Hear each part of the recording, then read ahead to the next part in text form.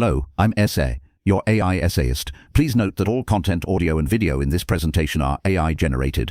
As AI can sometimes produce inaccuracies, I encourage you to verify any factual information presented. With that in mind, let's begin. 18th century Britain pulsed with an intellectual vibrancy, a crucible where Enlightenment ideals engaged with entrenched traditions. It was an era of profound societal shifts, of burgeoning scientific inquiry, and a vigorous political debate. Within this dynamic milieu, the voice of Catharine Macaulay emerged, a formidable intellect challenging the very foundations of accepted historical narratives and political orthodoxies. To understand Macaulay is to appreciate the intellectual ferment of her time, a period when the very definition of liberty and the legitimate exercise of power were subjects of intense scrutiny. The intellectual landscape of the mid-18th century was heavily influenced by the prevailing Whig interpretation of English history. This perspective, championed by figures like David Hume and William Robertson, tended to present a narrative of gradual, ordered liberty, a triumphant progression from monarchical absolutism towards constitutional monarchy, often framing the glorious Revolution of 1688 as the ultimate guarantor of English freedoms. This was a history that largely celebrated the achievements of aristocratic elites and the established political order, a narrative that lent itself to the stability of the existing government. It presented a vision of progress that was evolutionary, consensual, and ultimately reassuring to those in power. Yet, within this seemingly settled historical framework, a powerful undercurrent of dissent brewed. The legacy of the English Civil Wars and the Commonwealth period, often relegated to footnotes or cautionary tales of Republican excess by mainstream historians, held a potent attraction for those who felt the promise of liberty remained unfulfilled. This was the intellectual space where a more radical interpretation of English history could take root, a space Macaulay would come to occupy with singular force. The challenges faced by women daring to engage in public intellectual life during this period were considerable. The spheres of politics and serious historical scholarship were overwhelmingly male domains. Women were largely expected to confine their intellectual pursuits to domesticity, polite conversation, or the arts. To venture into the rigorous, often partisan, arena of historical writing, particularly with a radical political agenda, was to invite criticism, dismissal, and considerable social pressure. Macaulay navigated these constraints with remarkable tenacity, her formidable intellect and unwavering conviction serving as her shield. Her very presence as a serious historian and political commentator was, in itself, a radical act, pushing the boundaries of what was considered acceptable for women in public life. It was against this backdrop that Macaulay embarked on her most significant undertaking in the history of England from the accession of James I to the Revolution. This was a deliberate act of historical revisionism, a powerful counter-narrative designed to reevaluate the very trajectory of English liberty. Her aim was to excavate and champion the Republican traditions that she believed had been systematically downplayed or misrepresented by preceding historians. She sought to illuminate the struggles of those who had fought for popular sovereignty and against the encroaching power of the monarchy, presenting their actions as foundational moments in the ongoing fight for freedom. Macaulay's history was conceived as a direct engagement with the prevailing historical consciousness of her time. She recognized that history was a potent force in shaping present understanding and future political aspirations. By meticulously reconstructing the events leading up to the glorious Revolution, she aimed to expose the compromises and betrayals that had ultimately curtailed the full realization of Republican ideals. Her work challenged the notion that the 1688 Revolution had definitively secured English liberty, suggesting instead that it had represented a partial victory, a compromise that left the door ajar to the resurgence of monarchical influence. This ambitious project demanded a rigorous approach to evidence, a commitment to primary sources that set her apart from many of her contemporaries. She delved into archives, consulted contemporary documents, and engaged with the writings of the Republican luminaries of the preceding centuries. Her meticulous research endowed her narrative with an authority that lent considerable weight to her radical interpretations. She sought to unearth forgotten voices, to give prominence to the arguments and actions of those who had advocated for a more profound restructuring of political power, a restructuring that placed the will of the people at its very center. The publication of the initial volumes of her history in the 1760s quickly established Macaulay as a significant and indeed controversial figure in the intellectual world. Her bold pronouncements and her unyielding defense of Republican principles resonated with a growing segment of society increasingly disillusioned with the political establishment. She offered a compelling alternative to the often complacent accounts of English progress, providing a framework for understanding liberty as a hard-won achievement of the people themselves. Her work was a clarion call for a deeper engagement with the radical possibilities inherent in the English past, a past that, in her telling, held the keys to a more just and equitable future. This foundational work set the stage for her subsequent intellectual contributions, demonstrating a profound understanding of how historical interpretation could serve as a powerful engine for political and social change. The landscape of English historical writing in the mid-18th century was, by and large, a terrain where established narratives held sway. These accounts frequently presented a vision of England's past as a gradual, almost inevitable, unfolding of constitutional liberties, often framed as concessions granted by benevolent monarchs, or as the natural consequence of a well-ordered, hierarchical society. The populace, in these chronicles, tended to appear as a passive recipient of governance, their role largely defined by obedience and their agency circumscribed by the dictates of the ruling class. This prevailing perspective served to legitimize the existing power structures, reinforcing the idea that political stability and national prosperity were inextricably linked to the continuation of monarchical authority and the established social order. The intellectual currents of the era, while increasingly questioning absolute divine right, still largely operated within a framework that saw the sovereign as the primary architect of the nation's fortunes, with a common subject occupying a supporting role. Into this intellectual environment stepped Catharine Macaulay, armed with a formidable intellect and a profound conviction that history's purpose extended far beyond mere chronicling. She perceived in the dominant historical interpretations a fundamental distortion,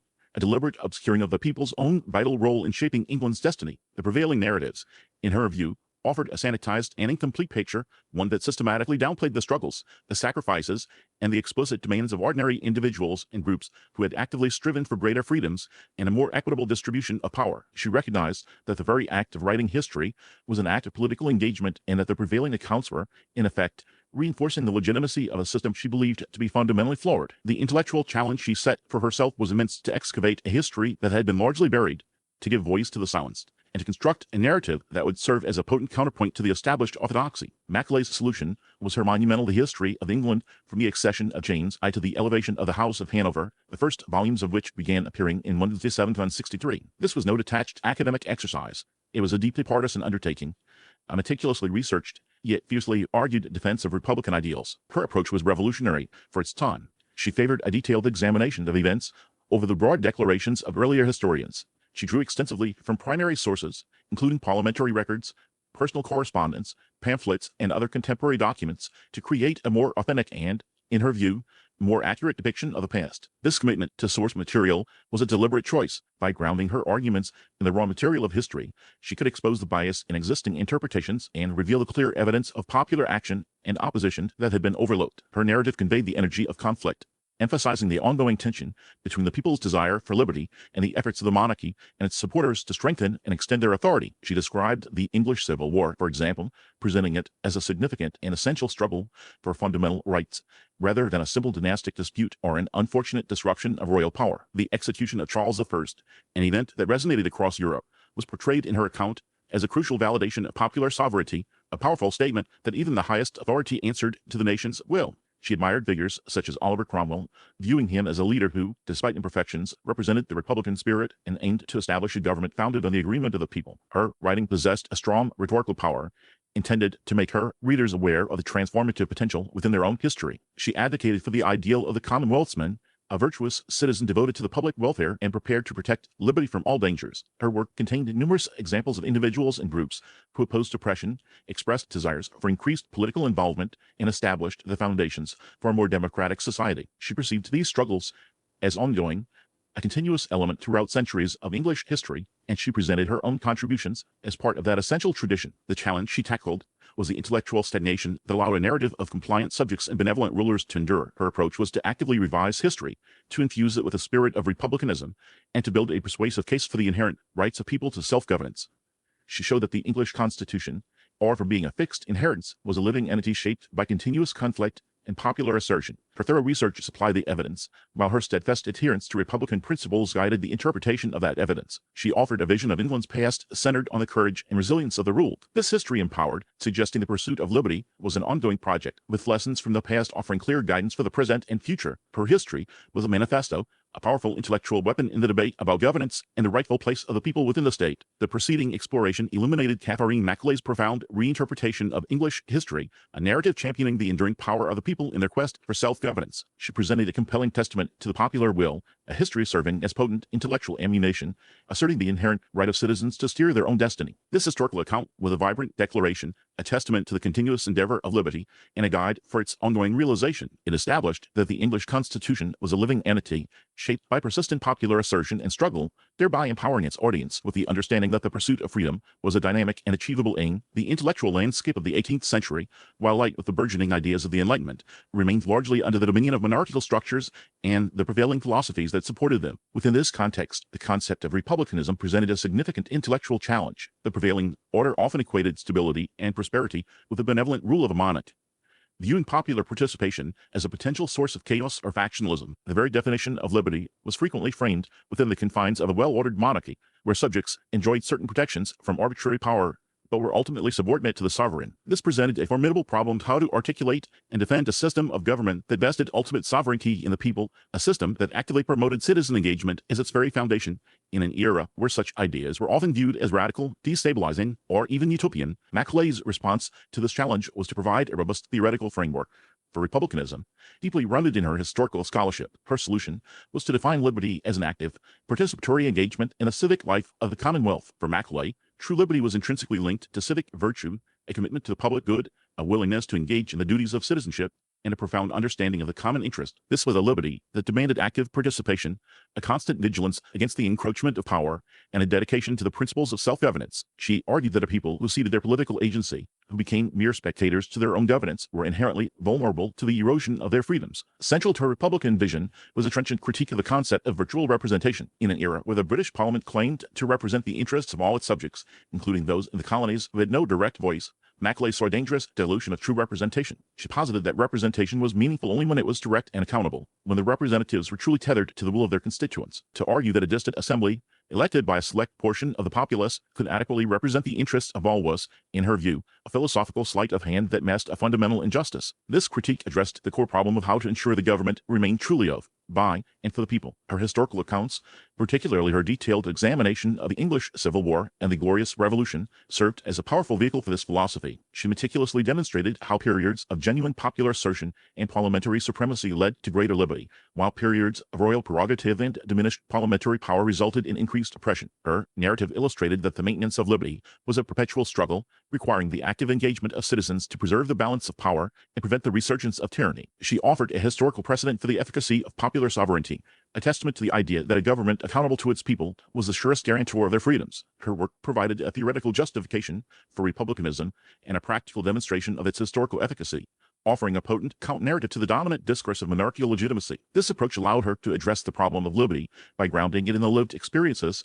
and historical struggles of a people determined to govern themselves. The intellectual ferment of the 18th century presented a landscape ripe with debate concerning humanity's trajectory. A central problem occupied the minds of thinkers across the continent and across the Atlantic: the very nature of progress and the potential for human perfectibility. Was society an entity destined for perpetual improvement, propelled by the ever-expanding light of reason, or were there inherent limitations, cyclical patterns of decline, and persistent inequalities that defied easy amelioration? Within this dynamic intellectual milieu, Catharine Macaulay emerged as a distinctive voice, contributing to these profound discussions through the incisive power of her correspondence and essays. Her engagement with these contemporary debates offered a unique perspective, particularly concerning the pervasive injustice of slavery and the nascent, yet persistent, arguments for the equitable treatment and education of women. Macaulay's writings, often forged in the crucible of direct intellectual exchange, reveal a keen awareness of the moral and societal implications of the era's prevailing thought. The Enlightenment championed reason as a primary tool for understanding and improving the human condition, yet the continued existence of practices like chattel slavery presented a stark paradox. How could a society that lauded liberty and the inherent rights of man simultaneously condemn the brutal subjugation of millions? Macaulay confronted this contradiction head-on. Her historical magnum opus provided a framework for understanding the evolution of liberty, and her essays and letters extended this inquiry into the pressing social injustices of her own time. Her early, though evolving, arguments for the abolition of slavery stand as a testament to her progressive moral compass. Macaulay approached slavery as a fundamental affront to the principles of natural law and human dignity that the Enlightenment itself had so eloquently articulated. She recognized that the abstract ideals of liberty and equality remained hollow if they were applied universally, extending to all individuals regardless of their perceived race or origin. Her critique did not shy away from the economic and political entanglements of the slave trade, but consistently returned to the core ethical violation. She understood that the problem of slavery was a profound moral failing that corrupted the very foundations of a just society. Her contributions to this debate, articulated through reasoned arguments and appeals to conscience, helped to shape a more robust anti-slavery sentiment among those receptive to intellectual persuasion. Parallel to her condemnation of slavery, Macaulay engaged with the societal structures that limited the autonomy and potential of women. The prevailing view of women's roles was largely confined to the domestic sphere, with opportunities for intellectual development and public participation severely restricted. This presented a significant problem for any discourse on human perfectibility, as it excluded half of humanity from its full realization. Macaulay's proto-feminist perspectives, articulated with growing clarity in her writings, challenged these limitations. She advocated for the importance of women's education, arguing that intellectual cultivation was a right and a necessity for women to fulfill their potential as individuals and as contributors to society. Her arguments recognize the inherent capacity for reason and intellectual engagement that transcended gender. She understood that a society that systematically underdeveloped the intellectual capacities of its female population was limiting its own progress. The problems of societal advancement and human perfectibility could be adequately addressed while women remained intellectually disenfranchised. Her essays explored the potential benefits of a more educated female populace, suggesting that women's contributions to intellectual and social life could enrich the entire community. This was a departure from the commonplace assumptions of her era, which often relegated women's intellectual pursuits to a secondary or frivolous status. Macaulay's insistence on the importance of women's education and their capacity for intellectual contribution placed her firmly at the forefront of early feminist thought, even if the terminology and explicit framing of feminism were yet to emerge in their modern form. Macaulay's approach to these issues was characterized by a deep integration of historical understanding with contemporary moral and political analysis. She drew upon her extensive knowledge of historical precedents to underscore the long-standing arguments for liberty and equality, demonstrating that the struggles for justice were part of an ongoing historical narrative. Her ability to connect the abstract principles of Enlightenment thought to the concrete realities of slavery and gender inequality provided her with a powerful platform from which to advocate for change. She was actively participating in the debates of her time, shaping their direction with her reasoned arguments and her unwavering commitment to the principles of justice and human dignity.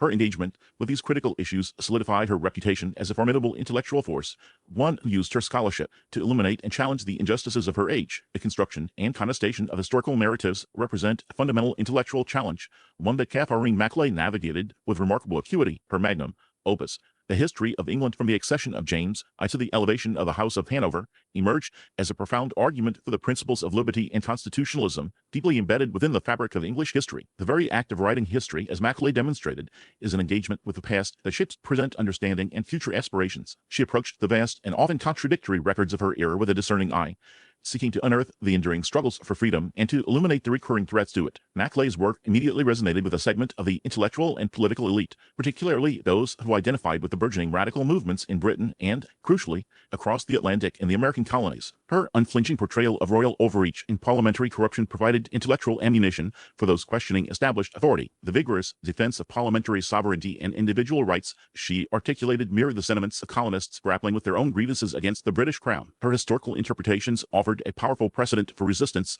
grounded in contemporary political discourse in the long tradition of English liberties. The reception of her history was a complex tapestry woven with threads of admiration and criticism. While celebrated by many for its erudition, its bold arguments, and its eloquent prose, it also drew the ire of those who found her Republican sympathies and her critical stance towards monarchy to be dangerously subversive. The establishment offered its own interpretations of the past, interpretations that often served to legitimize the current power structures. Macaulay's challenge to these prevailing orthodoxies, her insistence on a historical lineage of liberty that often ran counter to the narrative of divinely ordained monarchy, made her a figure of considerable controversy. Critiques of her work frequently focused on perceived biases, the selection and interpretation of evidence, and the very philosophical underpinnings of her Republican ideals. A significant aspect of the historical problem Macaulay confronted was the inherent difficulty in achieving objective historical truth, especially when the writer held strong convictions about the present. Her commitment to Enlightenment ideals of reason, liberty, and equality informed her selection and presentation of historical facts. This was a testament to her conviction that history served a vital purpose in guiding contemporary society. She believed that understanding the historical struggles for freedom was essential for preserving and advancing those freedoms in her own time. Her narrative was a deliberate act of persuasion, aiming to educate her readers and inspire them to uphold the principles she held dear. The challenges she faced as a woman operating within a predominantly male intellectual sphere complicated the reception of her work. In the 18th century, the public sphere, including the realm of historical scholarship, was largely the preserve of men. Women who ventured into these territories often found their contributions met with skepticism, patronatus, or outright dismissal. Macaulay's intellectual prowess and her willingness to engage in public debate, often through her writings and correspondence, set her apart. Her social standing and connections provided some access, while prevailing gender norms meant that her work was often viewed through a lens that questioned its authority and seriousness precisely because of her gender. This created an additional layer of adversity, requiring her to demonstrate a level of intellectual rigor and persuasive force that might have been taken for granted in her male counterparts. Her influence extended beyond mere academic discourse, permeating the political consciousness of her era. The radical thinkers in Britain, such as John Wilkes and his supporters, found in Macaulay's history a powerful articulation of their own critiques of government. Her work provided a historical framework for their arguments against corruption and for parliamentary reform. Her influence traveled across the Atlantic, deeply impacting the intellectual climate that fueled the American Revolution. American patriots and thinkers, including figures like Mercy Otis Warren, recognized in Macaulay a kindred spirit, one whose historical analysis validated their own struggles for independence and self-governance. Her writings were read, discussed, and cited, contributing to the intellectual scaffolding of the new republic. The legacy of Macaulay's historical method lies in her demonstration of history's active role in shaping political thought. She showed that historical interpretation was a process through which present-day ideals could be legitimized and advanced. Her ability to weave together rigorous scholarship with passionate advocacy for liberty and equality provided a model for future generations of historians and political thinkers. She exemplified the intellectual courage required to challenge established narratives and to use the study of the past as a tool for social and political progress, a testament to the enduring power of historical inquiry when guided by profound conviction and intellectual integrity. Her work remains a compelling case study in how historical narratives are constructed, contested, and ultimately wielded to shape the course of human events. The intellectual scaffolding of the new republic provided fertile ground for a deeper exploration of human nature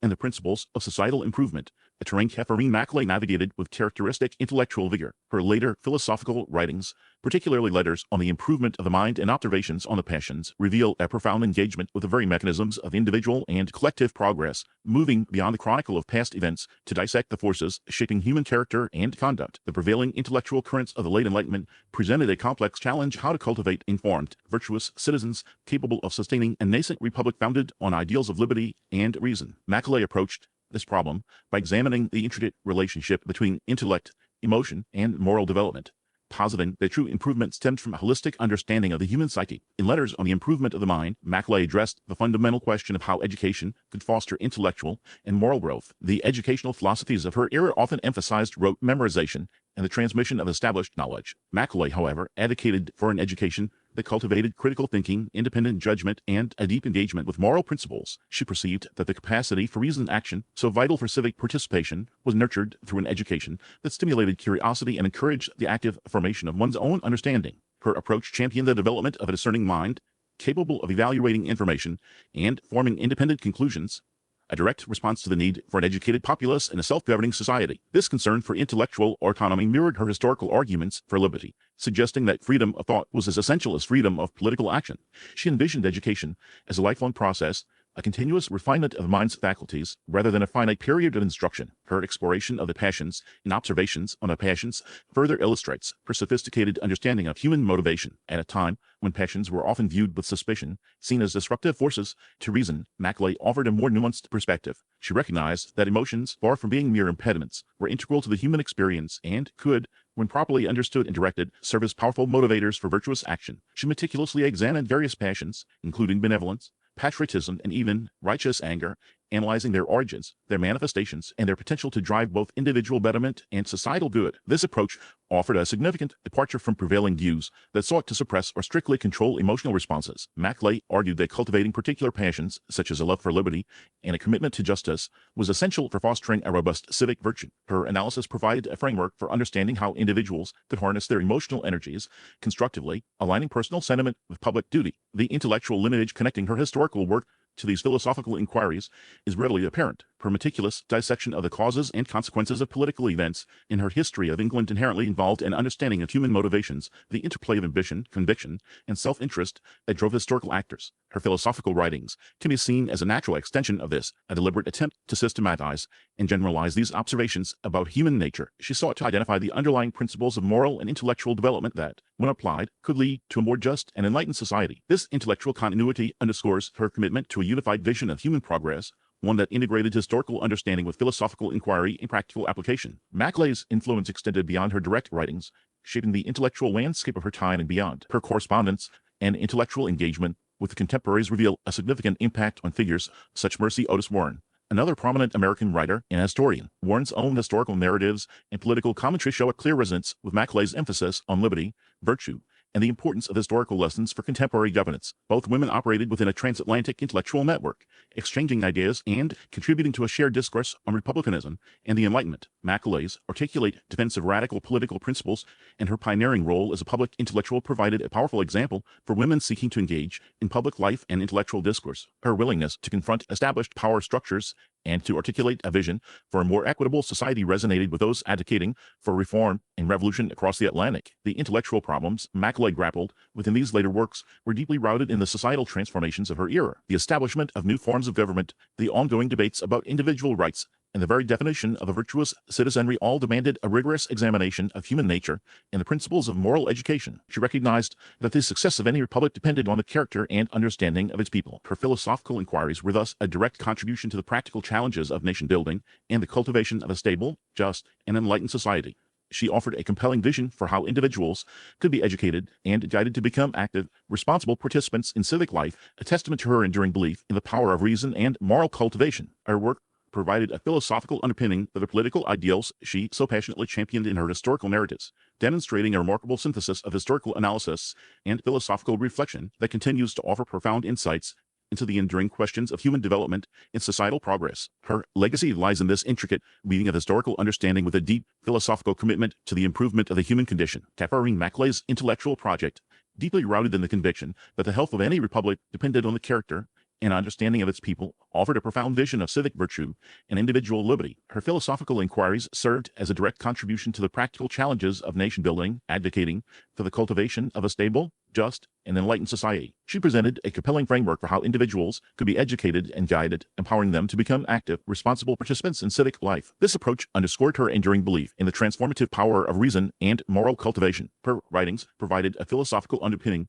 for the political ideals she so passionately championed in her historical narratives, demonstrating a remarkable synthesis of historical analysis and philosophical reflection. This intricate weaving of historical understanding with a deep philosophical commitment to the improvement of the human condition continues to offer profound insights into the enduring questions of human development and societal progress. Macaulay's engagement with the past was a dynamic interrogation of the forces shaping human affairs and a vigorous defense of liberty against the encroachments of tyranny. Her monumental history of England, from the accession of James I to the elevation of the House of Hanover, a work of immense scholarly ambition and considerable length, was conceived as a counter-narrative to prevailing Whig interpretations, which she found too deferential to monarchical authority. Instead, Macaulay meticulously charted the rise of parliamentary power and the assertion of individual rights, presenting a compelling case for the English people's long struggle for self-governance. This was a deliberate act of historical reclamation, an effort to unearth and illuminate the roots of constitutional liberty that she believed had been obscured or misrepresented by earlier chroniclers. Her methodology, while firmly grounded in the empirical evidence available to her,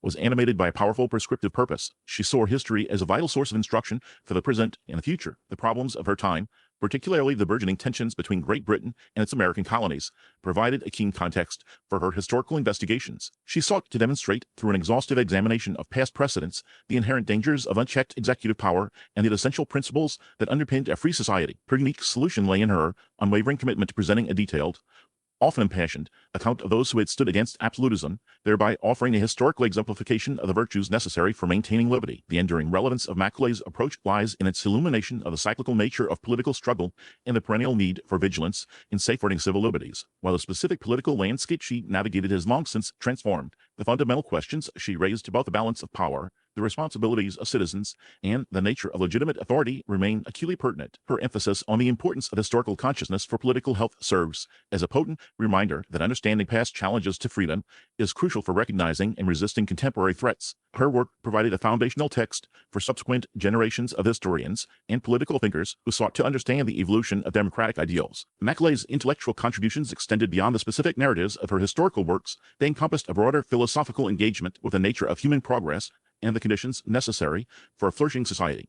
She was a keen observer of the Enlightenment's intellectual currents, engaging with thinkers who explored the potential for human reason to improve the world. Her own philosophical reflections often centered on the concept of civic virtue, which she understood as the active engagement of citizens in the public good, guided by reason and a commitment to justice. This was for her the vital animating spirit of a free polity, a quality that could be cultivated through education and a shared understanding of history. The problems of her era included a widespread questioning of established social and political hierarchies, coupled with a nascent belief in the possibility of societal improvement through rational reform. Macaulay provided a robust historical and philosophical argument for the necessity of popular sovereignty and the inherent rights of individuals. She articulated a vision where political legitimacy was derived from the consent of the governed, a departure from the divine right of kings that had long dominated European political thought. Her work offered a coherent intellectual framework for understanding the development of representative government and the ongoing struggle for political equality. The modern relevance of her ideas can be seen in contemporary debates surrounding democratic governance, civic education, and the role of historical memory in shaping national identity. Her insistence on the active role of citizens in maintaining their freedoms resonates powerfully in an age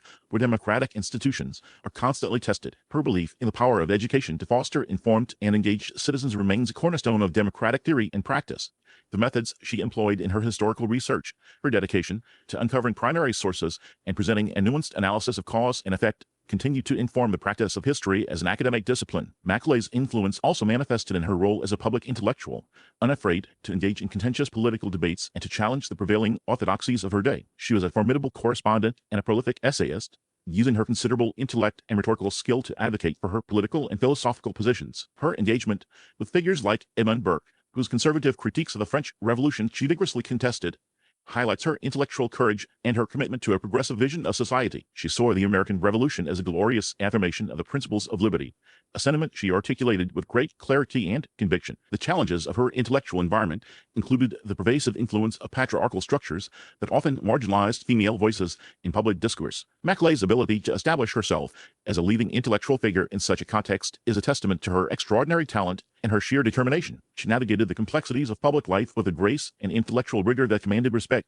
even from her opponents. Her success paved the way for future generations of women scholars and public figures, demonstrating that intellectual prowess and political engagement were not the exclusive domain of men. Her unique solution to these societal barriers involved a steadfast commitment to her work and a refusal to be silenced or deterred by prevailing prejudices. She demonstrated that a woman could produce scholarship of the highest caliber and engage in meaningful political discourse. Her legacy, therefore, is defined by the content of her writings and by the very act of her intellectual presence and her enduring impact on the landscape of public thought.